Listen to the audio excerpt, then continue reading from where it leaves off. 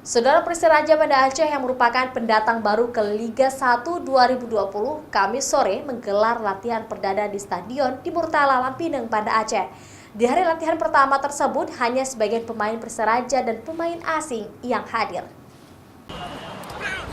Latihan perdana klub promosi Liga 1 tersebut turut disaksikan oleh puluhan penonton yang rindu akan permainan Persiraja Banda Aceh atau Laskar Rencong di Liga 1 setelah berakhir kompetisi di Liga 1 pada tahun 2009 silam. Latihan perdana kali ini memang baru dihadiri oleh sebagian pemain Persiraja.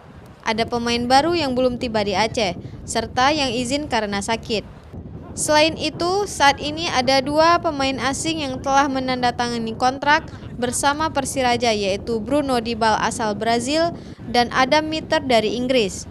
Pada musim ini, Persiraja Banda Aceh juga diperkuat oleh sejumlah pemain Liga 1 seperti Nazarul Fahmi, mantan pemain Barito Putra, Miftahul Hamdi, mantan pemain Bali United, sekaligus timnas U19.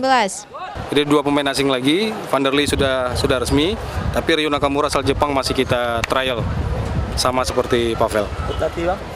Untuk pelatih sedang pulang umroh ini sedang dalam perjalanan, tanggal 3 sudah sampai di Banda Aceh. Pelatih kiper mungkin sekitar tanggal 5 baru bisa datang, tapi dalam 2 hari inilah kita keluarkan namanya. Selain itu, ada beberapa pemain luar yang akan trial di Persiraja Banda Aceh untuk memperebutkan sejumlah posisi seperti pemain Jepang Ryo Nakamura, pemain Uzbekistan Pavel Smolyachenko, serta 1 pemain naturalisasi OSAS. Syahril, Kompas TV, Banda Aceh.